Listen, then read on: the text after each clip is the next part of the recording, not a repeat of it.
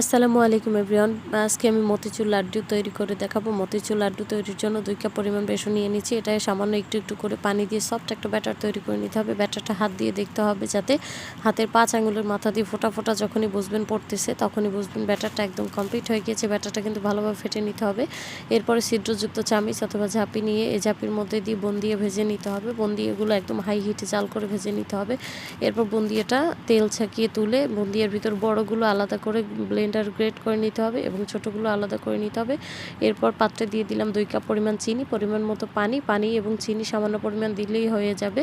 এরপরে যখন চিনিটা গলে যাবে ফুটে আসবে এ পর্যায়ে দিয়ে দেব বেছে রাখা বুন্দিয়া, ফ্রেশ বুন্দিয়াগুলো। এরপর ব্লেন্ডার গ্রেট করা বুন্দিয়া দিয়ে দিয়েছি, সাথে একটু ফুড কালার ব্যবহার করব। এরপরেই কিন্তু এটা যখন শুকিয়ে আসবে হয়ে যাবে মতিচুর লাড্ডু। হাতের সাহায্যে তৈরি করলেই হয়ে যাবে মতিচুর লাড্ডু। ভিডিওটা ভালো লেগে থাকলে অবশ্যই চ্যানেল সাবস্ক্রাইব করে পাশেই থাকবেন।